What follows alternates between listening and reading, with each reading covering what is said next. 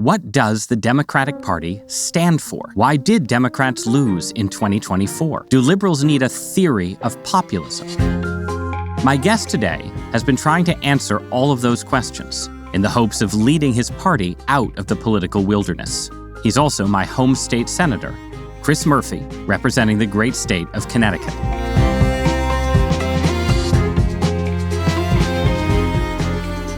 Senator Murphy, welcome to Interesting Times. They are interesting times. Thanks for having me. That's right. Well, we paid you extra to confirm that for us. Senator, you're joining me from the bowels of the Capitol in Washington, D.C.? I'm in what they call my hideaway office, so I'm in the basement of the Capitol right now. You may hear some bells going off here during our conversation as the votes for the day get called. All right. Terrific. That will give us some real urgency behind this conversation. So I want to jump right in and talk about your party and the state of the Democrats, because we just marked 100 days of the second Trump administration. The media was full of takes on those 100 days, how Trump was doing, how the White House is governing. And I want to ask you about the Democrats' first 100 days. What do you think of your party's performance since Donald Trump was inaugurated? I don't know that anyone was ready for Trump in his second term. I think there was an assumption both in the public and within the Democratic Party that Trump 2 would look very much like Trump 1, that it'd be a lot of rhetoric and bluster, but it wouldn't be matched with actual action.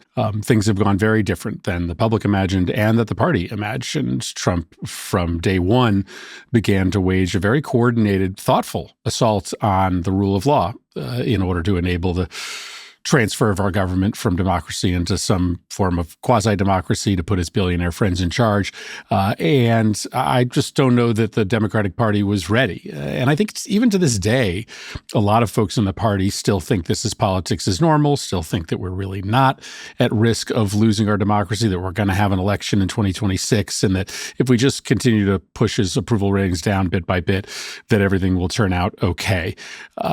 I think that the broad public has been very dissatisfied with the Democrats' reaction, and that's in part why you see approval ratings for the party in the toilet. Slowly, I think the party is beginning to understand that democracy itself is at risk. So our response is getting better. It's getting more precise, but there is still an open discussion inside the Democratic Party as to how urgent this moment is. And I'm not sure which side is going to win. I think if my side, the side that believes it is like 5-alarm urgent, doesn't win, we might not actually have an election that Democrats can compete in 2026. So just as an outsider to Democratic Party debates, it doesn't seem to me like the party went easy on the argument that Donald Trump is a threat to democracy in 2024.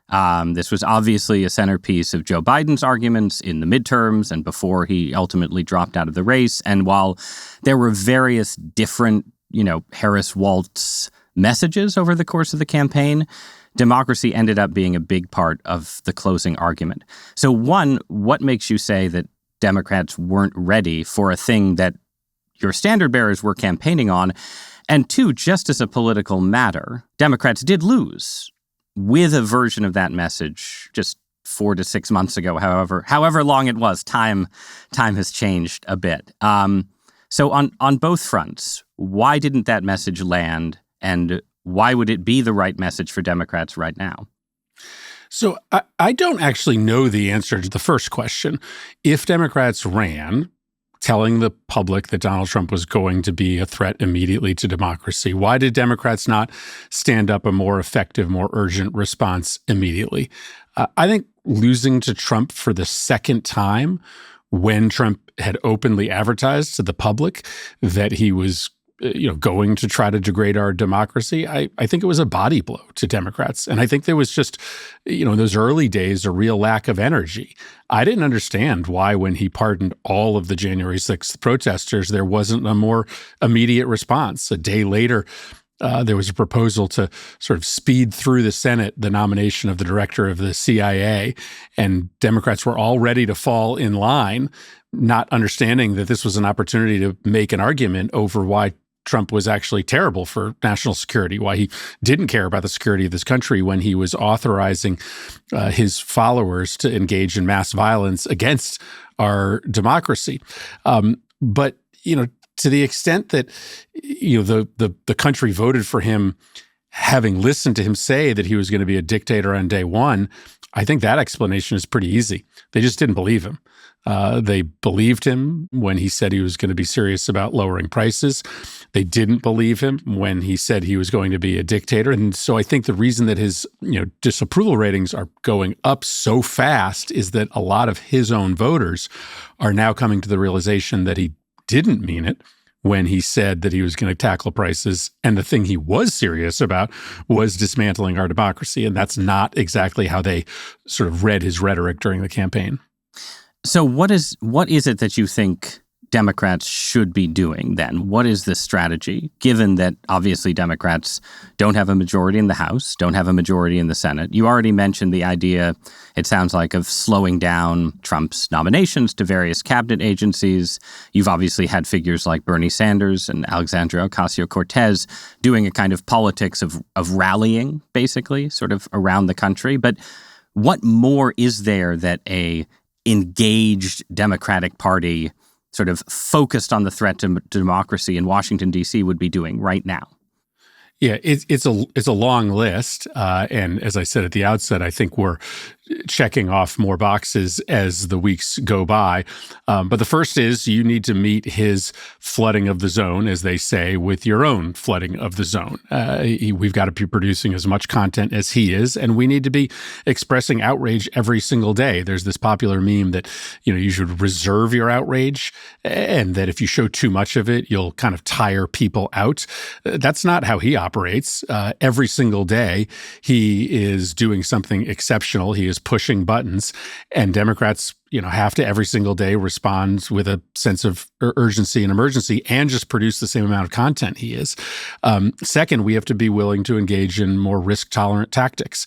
He's engaged in all sorts of risk-tolerant tactics, but we're still kind of afraid of doing things that, might boomerang and hurt us. That's why we didn't, boycott the State of the Union speech en masse, as I think we should have done. That's why at least 10 or 12 Democrats refused to vote against their continuing resolution, because shutting down the government might have gone badly for Democrats. But if you're not, taking exceptional tactical steps in the opposition right now, then you're not providing any inspiration for people out there in the public to engage in the kind of risk-taking that will be necessary to save the republic when we need hundreds of thousands of people to mobilize on the streets.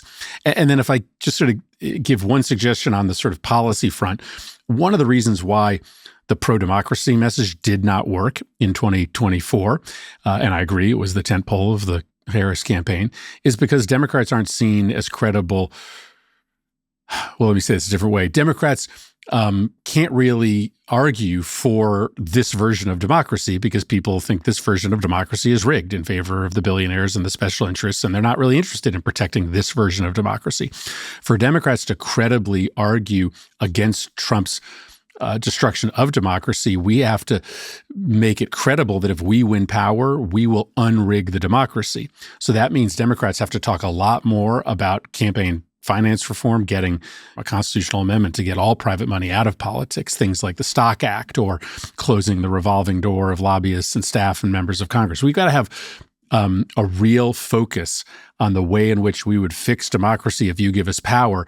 In the last 10 years, I would argue that that set of issues was like never top 10, certainly not top 5 for Democrats. It's got to be top 2 now, because that's the only way that you will convince people that are starting to get pretty tired and pretty worried about Trump's assault on democratic norms. But so are any of those issues actually top 1 or top 2 or top 3 for voters, right? Because it seems to me that if you look at Trump's relative unpopularity at the moment, it's heavily driven by pocketbook concerns, by anxieties over tariffs and trade wars and their effect on people's incomes, to the extent that, a lot of the cuts that Elon Musk and Doge have done or tried to do, to the extent that those have been unpopular, it's because they've been touching on, places like Social Security that obviously are sort of crucial to Americans' sense of their own economic security, right? Whereas talking about insider trading by members of Congress, talking about campaign finance reform, those aren't kind of bread and butter economic issues. They may be part of a plausible narrative about what's gone wrong in our democracy.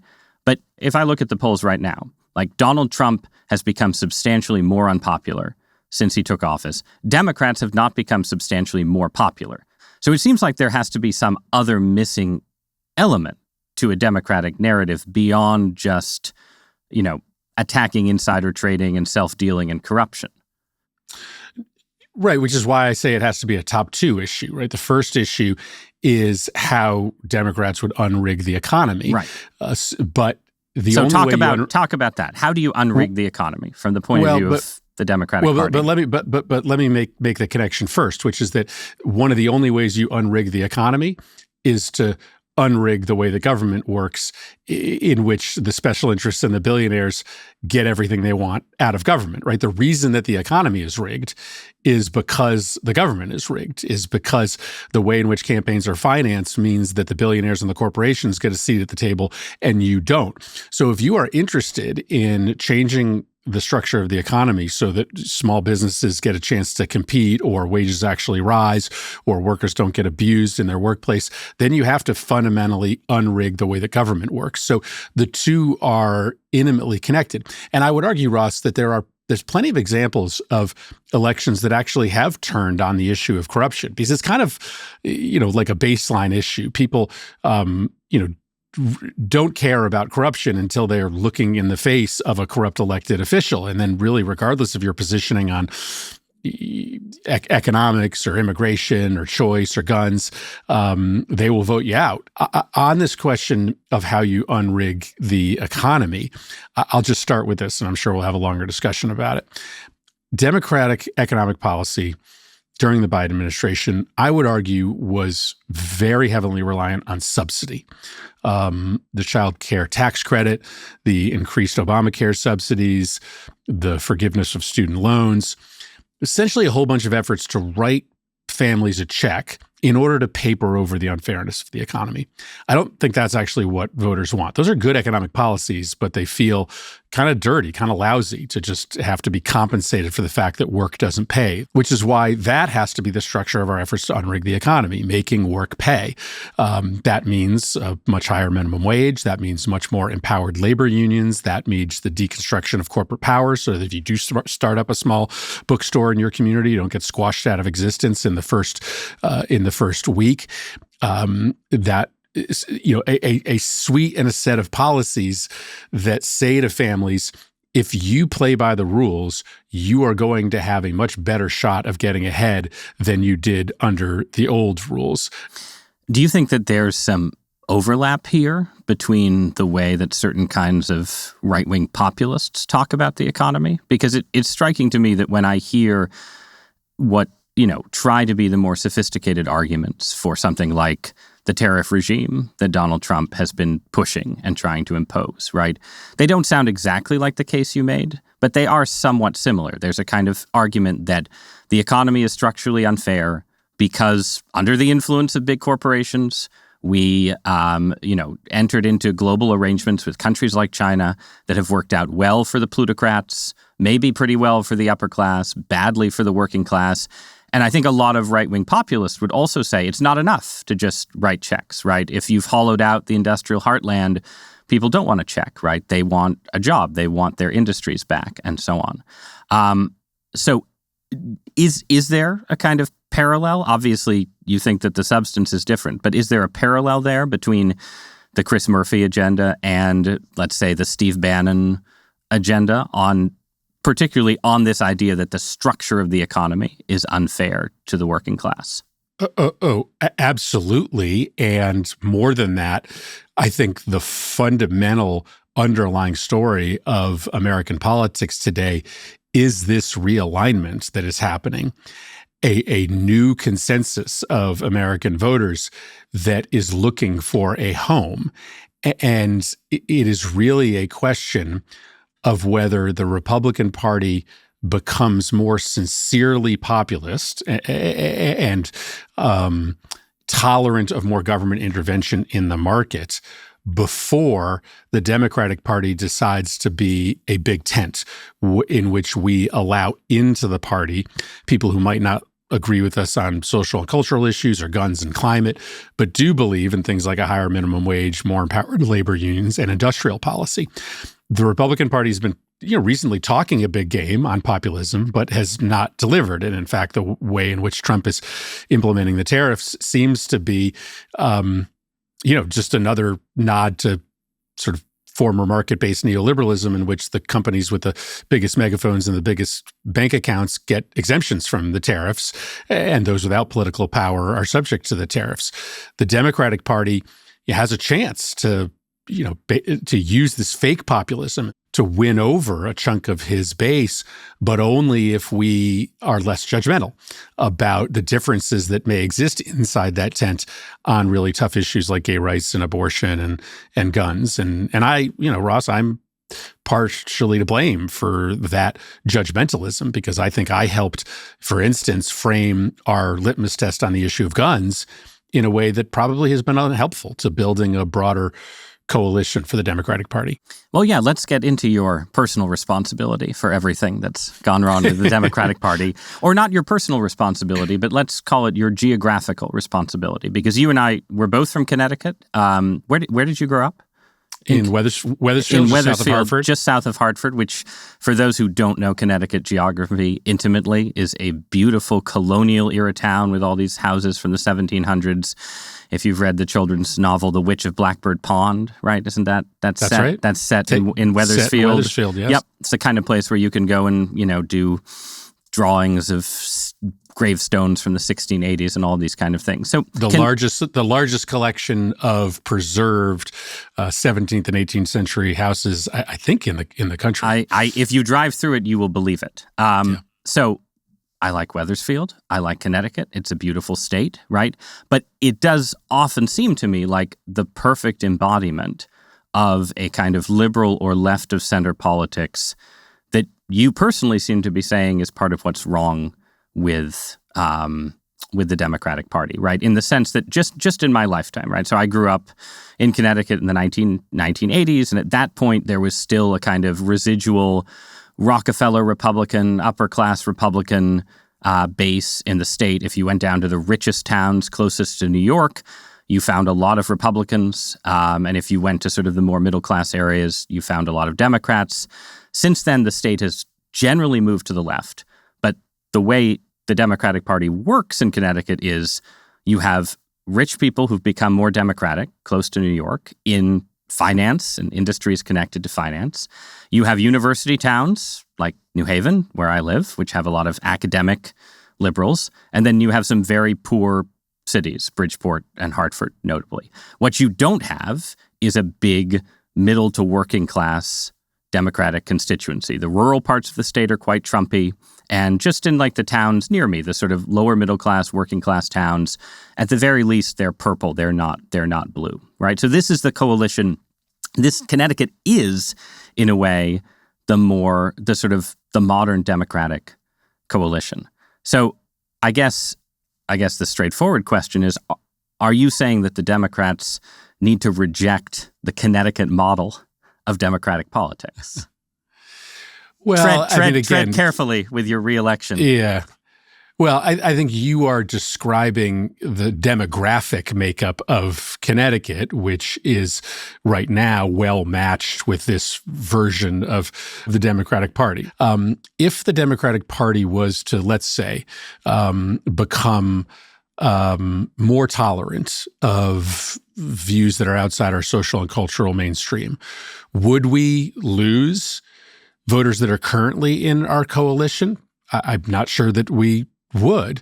Would we be able to pick up some slice of Trump's base that now see him handing the government over to his billionaire friends and are willing to vote for Democrats who support industrial policy and a higher minimum wage, so long as they don't feel like they are being judged and looked down upon for their views on transgender girls in sports?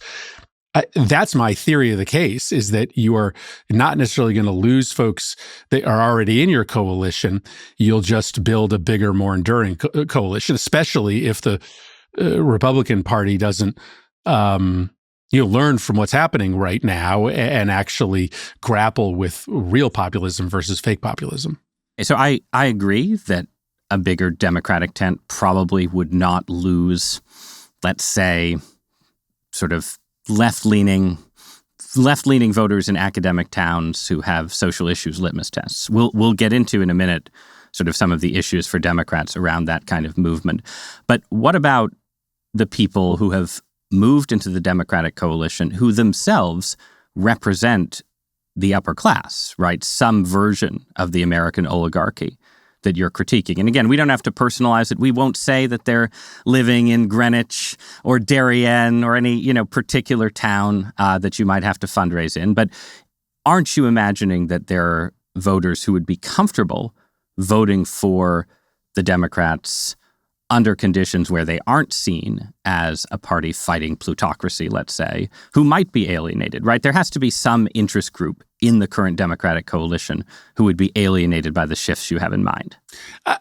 I think there's some truth to that. I mean, what I argue for is that the Democratic Party should be, more overtly populist and more pugilistic, more confrontational in its populism, meaning that you are more regularly naming the individuals, the organizations, and the companies that are screwing voters, that we might become more, overtly antagonistic to tech companies, that we might be more willing to name individual healthcare companies, pharmaceutical companies that are price gouging, that, we would explain what the takeover of our healthcare system by the private equity industry is going to mean for quality and prices. If we did that, yes, you're right, we would probably lose some piece of our coalition. There would probably be a handful of voters in Greenwich, Connecticut, I'll name it, right, that would be right, that would be unhappy with the way in which we were, calling out and naming certain companies or certain industries that were harming voters. But I think the net benefit to the party, that kind of confrontational politics, explaining who's screwing you, which is what voters want. They want you to explain who's screwing them. And an opening up of the tent would net far more voters into the coalition that it would lose in a group of very, very wealthy individuals who were probably with us only because of Trump's ethical problems and social right. issues that made them very distasteful. Some of those voters, and I know some of these voters, were with you precisely because of the issue with which you started this conversation, right? The dangers posed by Trump's authoritarian tendencies, right? And it seems like one reason that the Democrats maybe have shied away from some forms of economic populism is that they felt like they were building a coalition around issues of, protecting democracy, protecting Republican norms, and so on. That's part of how you end up with figures like Liz Cheney involved in Democratic campaigns and so on, right? So do you think there's any tension between, you're trying to put together, right, the populist anti-oligarchy message and the it's an emergency for our democracy message. Can you make those two fit together? The bet that Kamala Harris made in 2024 was that the democracy coalition would be bigger and stronger than the populist coalition. That's why Liz Cheney was, inside the tent, not outside the tent. That was a bad bet in 2024. They were wrong. Whether or not a different coalition based around a more confrontational populism would have won the election, we'll never know.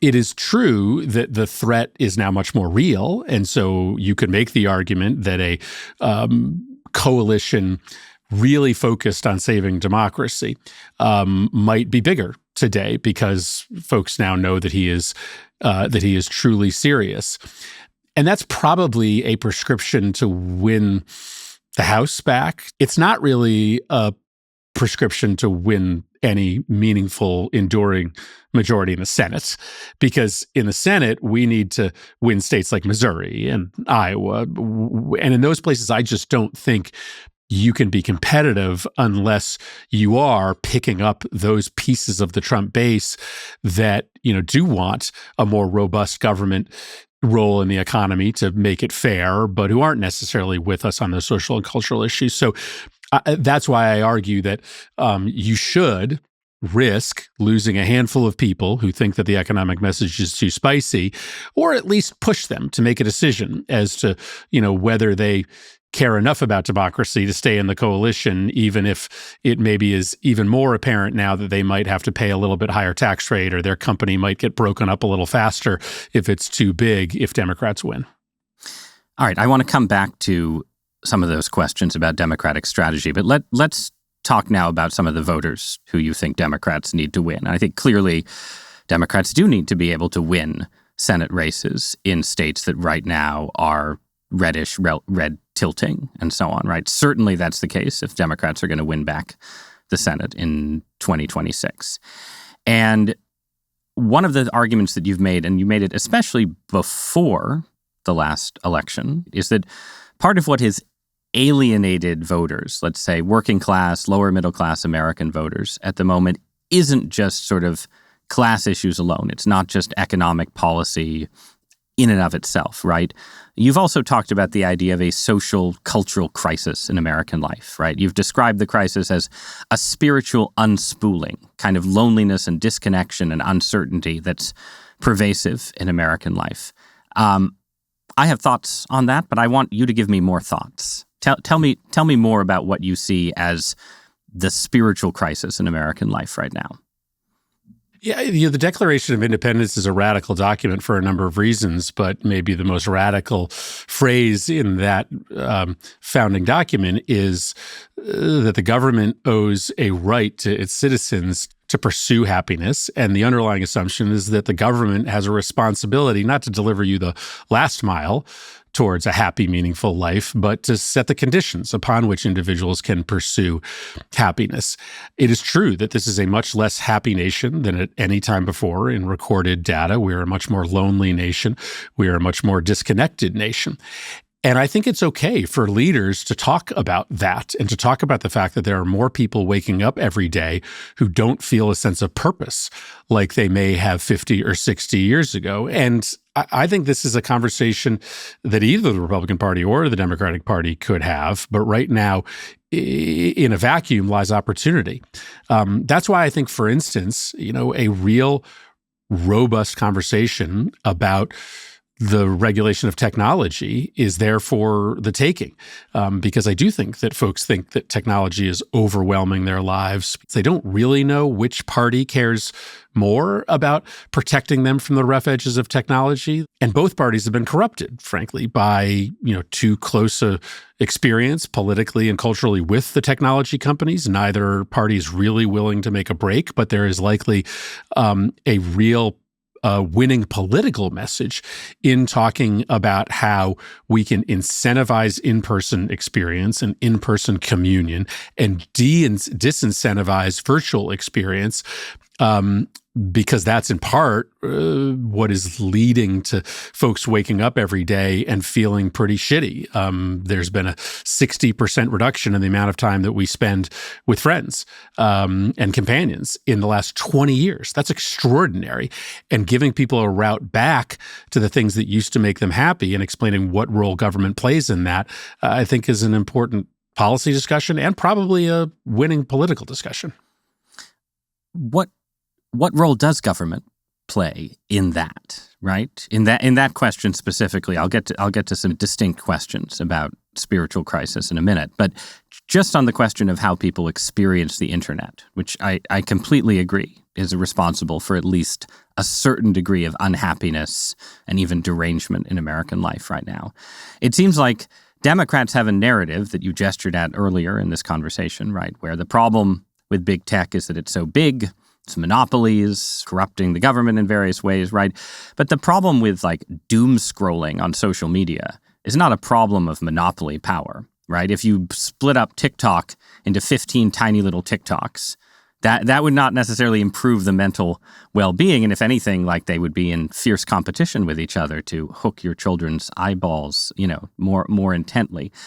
So I'm curious what you think is sort of the distinctive political response to, let's call it, a problem of technological addiction in American life? What is government actually supposed to do about that? Yeah, I agree with you that it's a distinct problem. I mean, when I think about the factors that contribute to this spiritual unspooling, this unhappiness in America, I mean, I'm sure I don't have it right, and I'm sure I'm missing things, but I think about, one bucket, which is a loss of economic control and agency over your life, one bucket that is loneliness and disconnection from community, one bucket that is just frustration with technology and how a handful of elites are winning and everybody else is losing, and then the last being a real frustration with market fundamentalism and a replacement of consumerism for citizenship.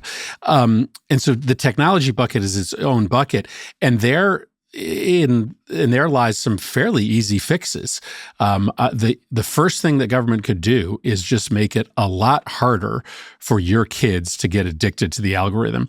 And if less kids were addicted to the algorithm, then when they turn 18, I think they'd at least have a fighting chance, because they would have spent a lot more time learning how to build friendships and create conversations and talk to strangers when they were kids. But this also speaks to the lack of control that a lot of people feel today. One of the primary ways that parents feel out of control is that they have no idea what's going on when their kids are up in their bedroom looking at their phones. So government could play a really simple role here. We could say, no child under 13 should be on social media, and we're going to have strict age verification. The algorithm cannot turn on until you become 18 years old, and that we would hold the companies responsible for building verification systems. And if we saw widespread abuse of those systems, that those companies could be held accountable. That would first just put more kids in touch with each other. It would get them off their screens, and that would be good for kids. It would give parents a sense that they're back in charge, right? They decide whether their child is on social media and what sites, not their kid.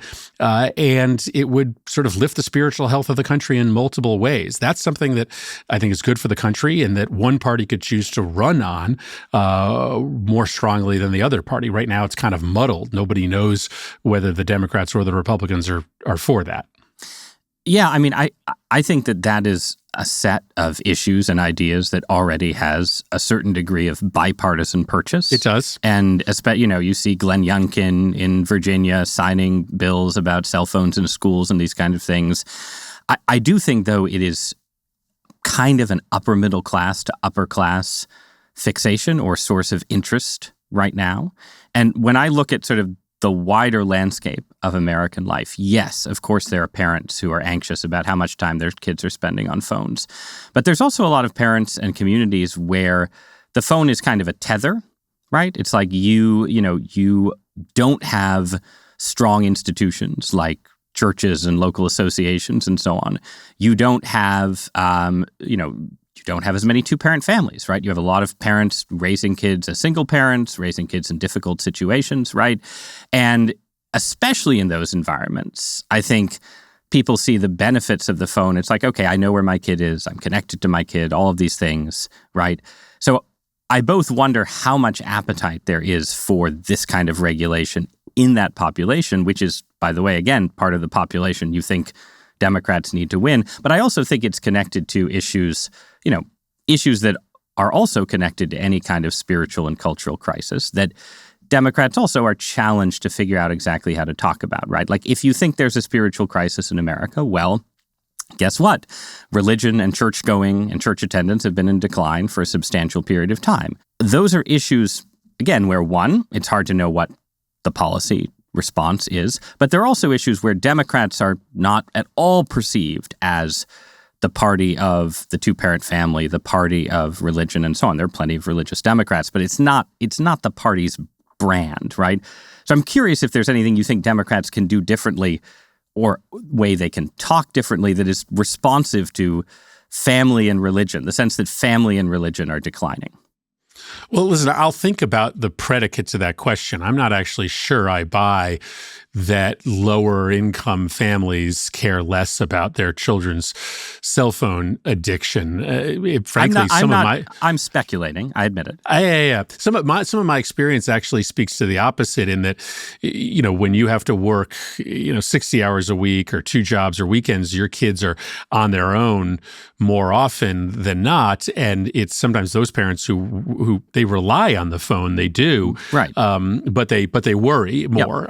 Yep. To your question, though, yes, part of what we have to admit is that people have become untethered to institutions that used to give them both companionship, but also meaning. If you want to know why we are in a spiritual state of disrepair in this country, you don't have to look much further than this rapid diminution of membership in both churches and labor unions. Two big institutions that in the early part of last century provided a lot of meaning and connection for people in this country. And so I think it's okay for Democrats to say we'd be better off as a country if more people affiliated with institutions, and on that list is included religious institutions. And let's have a conversation as a country about how we can help make religious institutions more healthy. We could, as Democrats, support, more grants and more public funding going to help keep the doors of religious institutions open. We could have when we talk about wages, we could talk about how wages are connected to free time and leisure time, and say as a party, we value people having the time on a weekday evening or a weekend day to be part of a church community or to be part of any other social or cultural institution where people find companionship.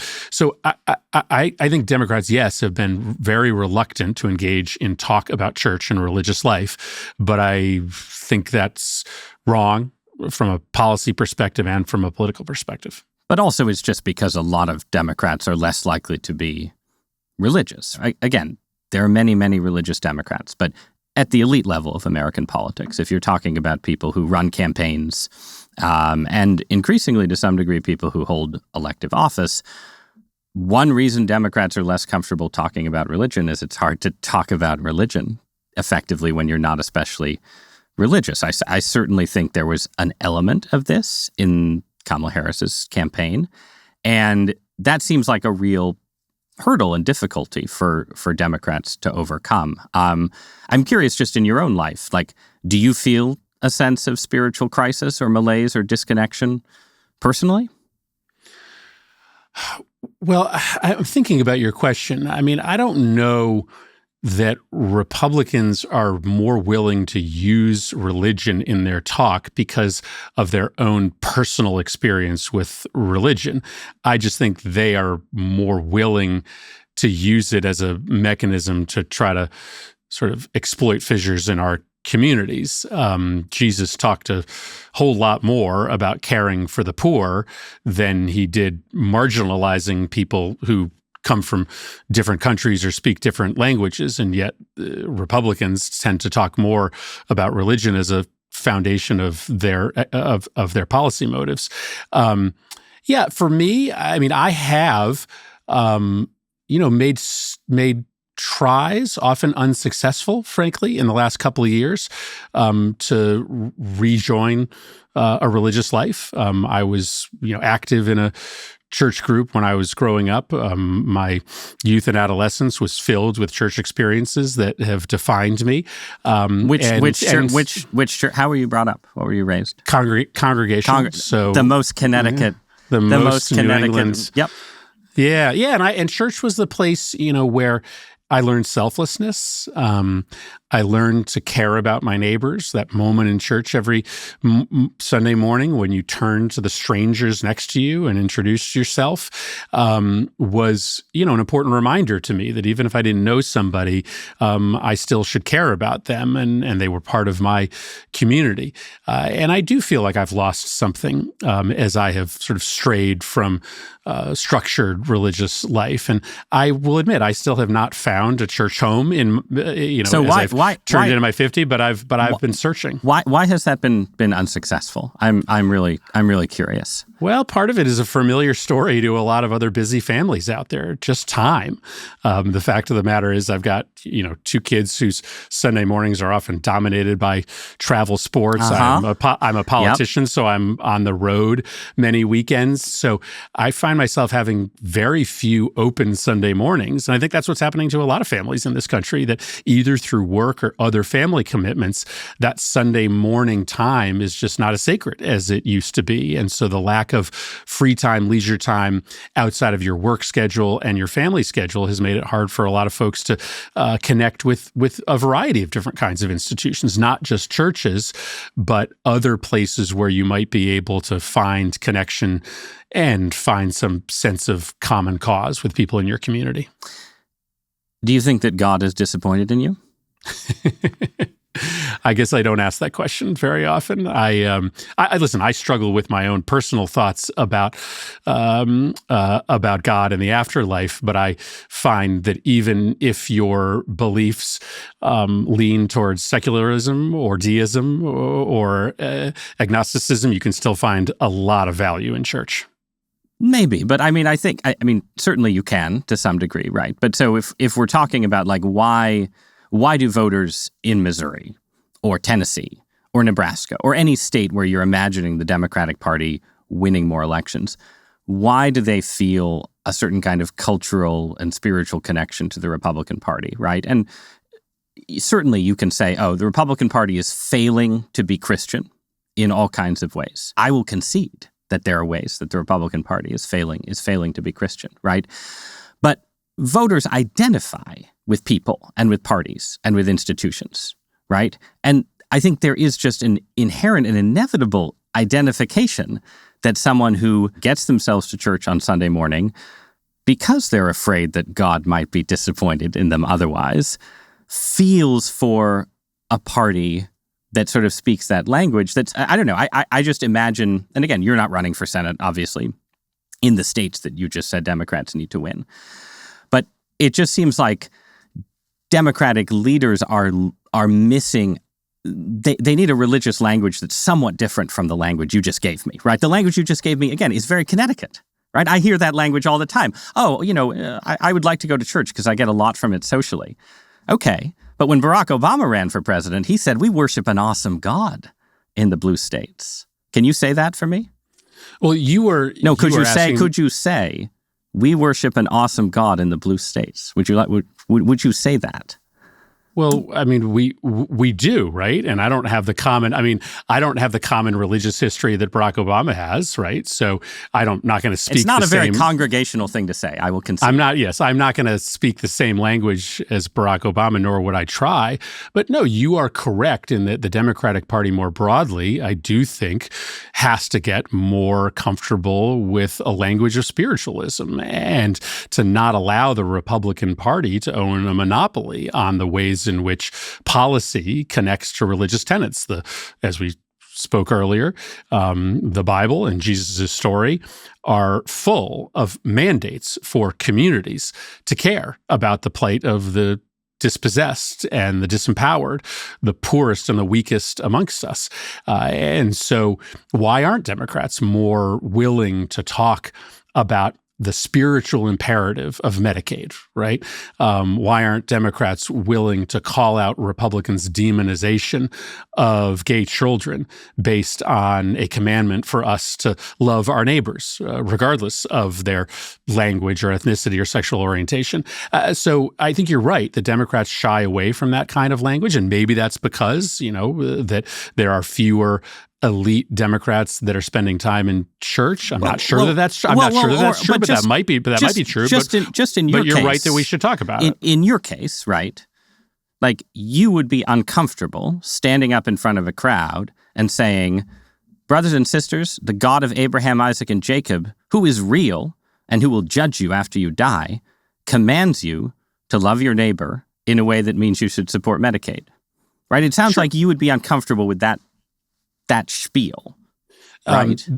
Sure. I don't know that I'd say it the way you just said it, but I would say it is the way I think that, like, if Democrats were serious about making the religious arguments you want them to make, they wouldn't just say, in the story of Jesus, we're taught to care for the needy. They would frame it as a divine imperative, right? And you need some kind of belief to do that, I think. I think that is, I'm just trying to get at what I think is a limit that Democrats hit in these kind of debates, right? Yeah. I'm not sure that I agree with you. I think that there is a secular moralism and a religious moralism that connect.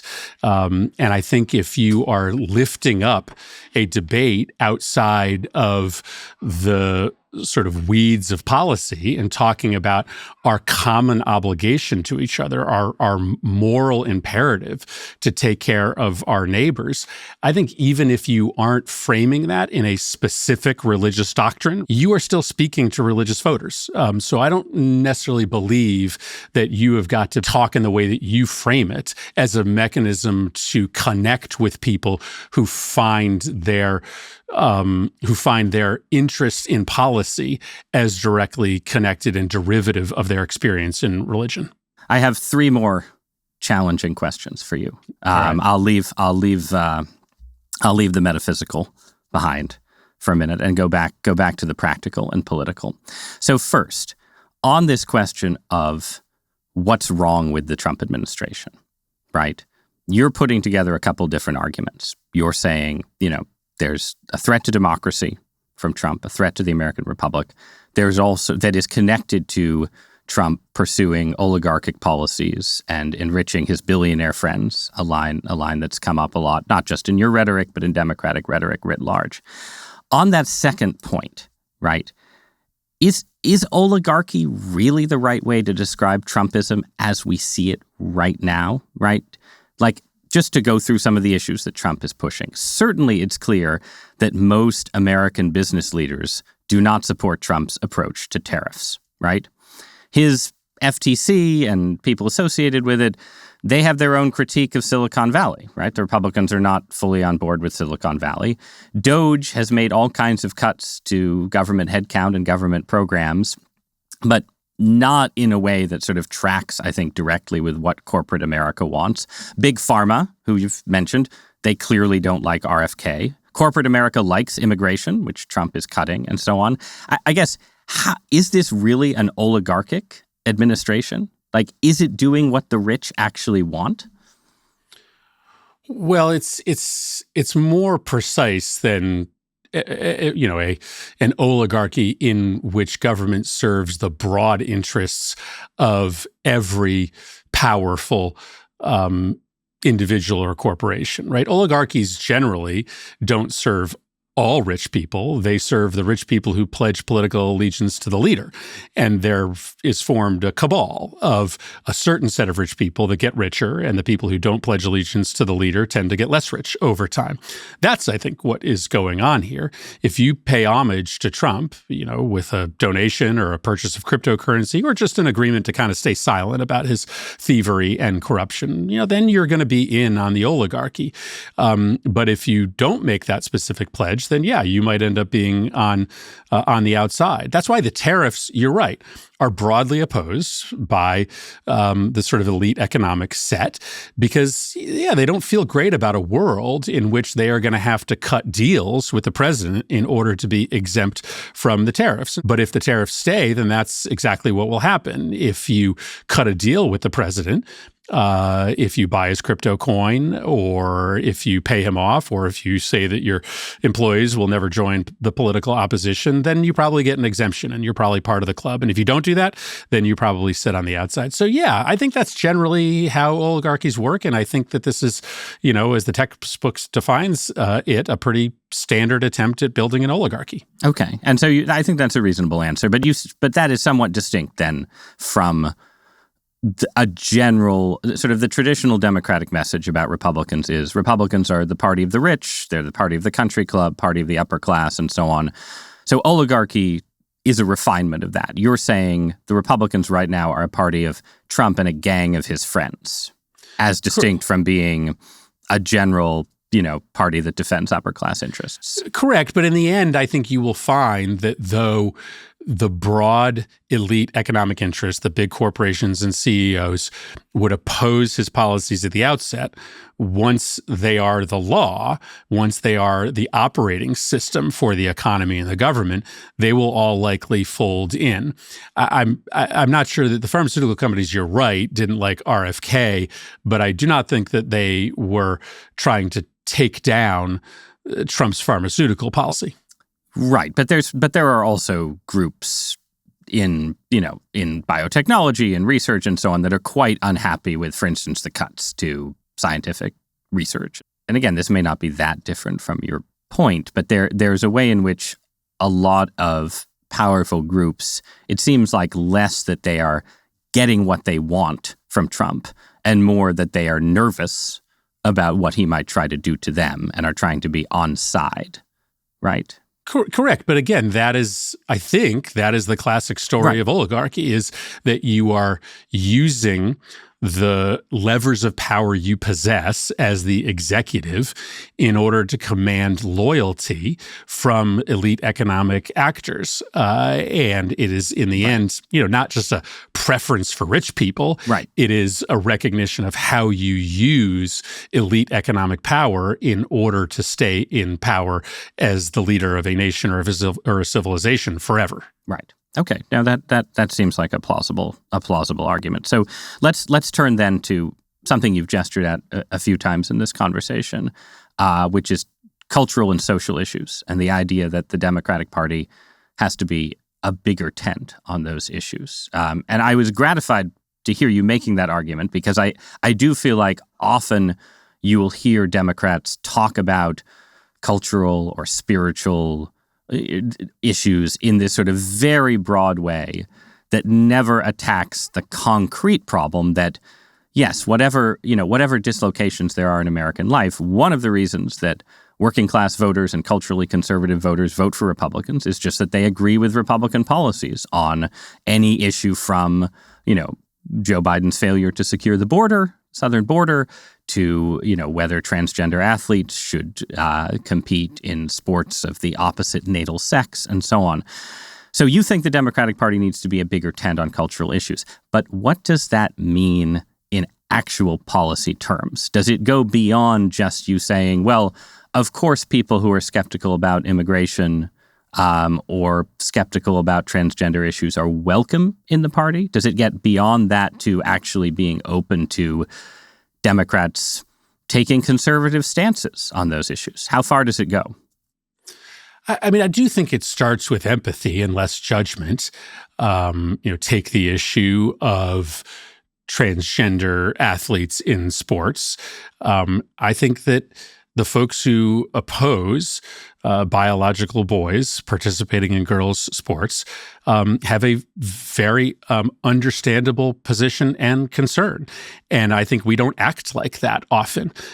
We judge them as bigots from the outset, and that essentially creates no room for conversation.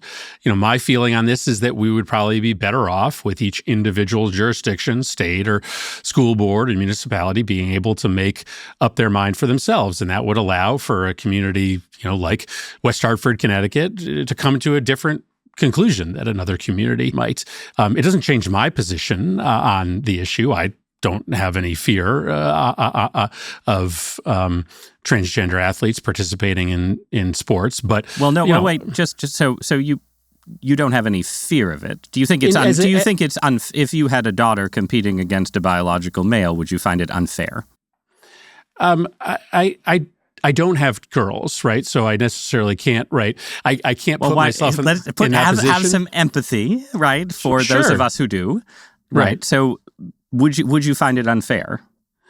I mean, I've talked to lots of parents of girls in Connecticut who do not think it's unfair, and who think that the benefits that those athletes get from being part of a team is important, and they don't mind or feel threatened by the competition. I think everybody can come to their own conclusion, but your conclusion is the official line of liberalism right now.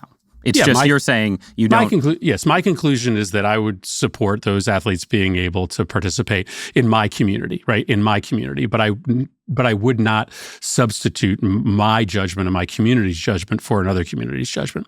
On the issue of the border and immigration, for me, it's a little different in the sense that I do think, because that's unquestionably an issue that arrives at a need for national consensus, right? You can't just let every community decide for themselves, because the border is where the border is. Right. And the process to become an American citizen is is a national process.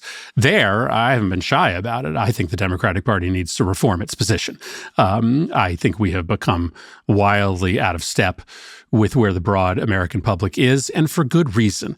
In a multi-ethnic, multi-religious, multi-racial society, I think you have to have a very certain process by which somebody becomes a member of the whole, a member of the club, a member of the nation, because it is hard to sort of hold together a melting pot. There are natural retreats to tribalism.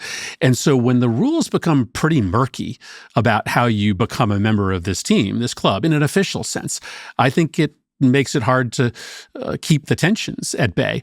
So that's why I would argue that you should have a much more firm, much quicker resolution of asylum that happens at the border rather than what we have today, which is folks coming into the country and waiting 10 years before they get an adjudication.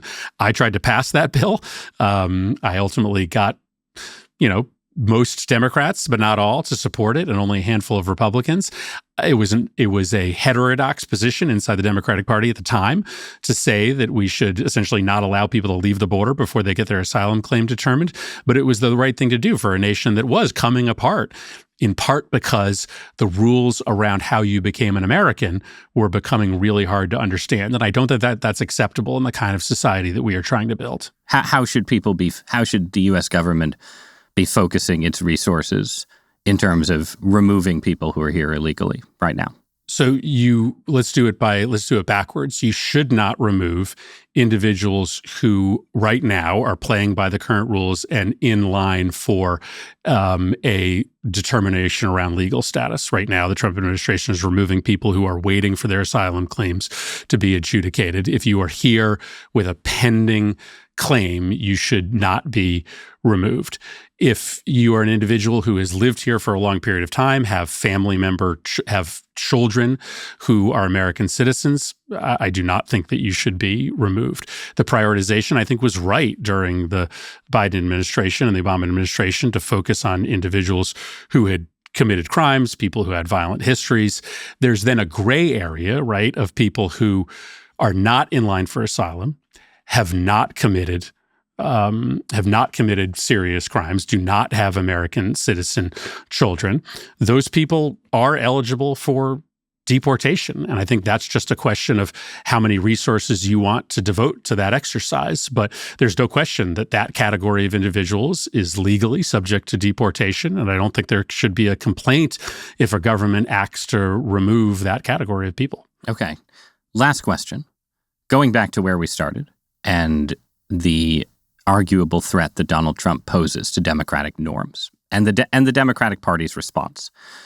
So my general perspective on where things stand now is that Donald Trump has made a large number of extreme claims about executive power, pushed executive power to the limits in various ways, and many, if not all, of these efforts have been met by pushback in the judiciary from the courts, including from Republican-appointed judges, right? As long as that remains the case, I personally am skeptical that most Americans are going to see Trump the way you portrayed him at the beginning, as a definite threat to democracy, if he is seen as ultimately deferring to the Supreme Court. Even if he's criticizing individual judges and so on, if he's deferring to 6-3, 7-2 rulings from the Supreme Court, I just don't think Democrats are going to win campaigns with that issue at the center. So I'm curious, both if you think that's wrong, and then to finish on a note of prophecy, is your expectation that the Trump administration is going to end up in some kind of collision with the Supreme Court? You mentioned people taking to the streets earlier. Or are you imagining a kind of constitutional crisis in America as something that Democrats should be prepared for in the next 2 years? So I don't accept the premise. That's fine. Maybe I'll say it differently. I think Democrats will have failed if we are only able to mobilize Americans around that specific threat to democracy, which is this high-stakes confrontation between the executive and the judicial branch.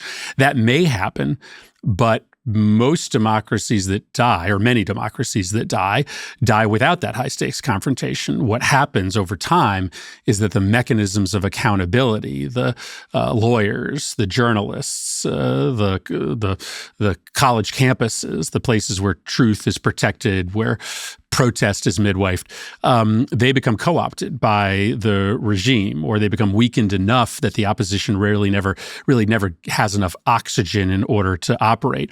I think that's more likely to be the story of American democracy's demise, is that there actually isn't this grand confrontation between the Supreme Court and Trump. But that is not the story that most Democrats are telling. Most Democrats are saying the constitutional crisis doesn't arrive until the president ignores a high-stakes ruling from the Supreme Court.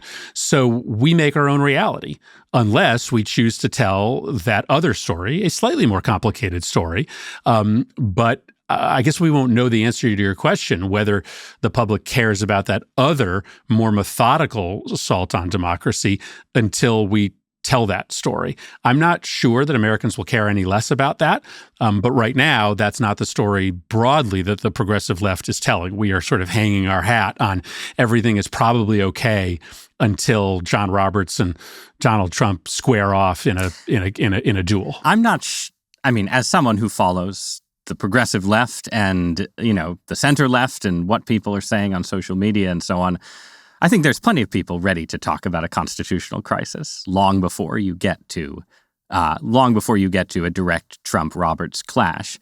I think the question is, do most Americans buy into a narrative where, the United States, in all its diversity and complexity, is likely to go the way of Erdogan's Turkey? And I will say I am personally skeptical of that narrative as well.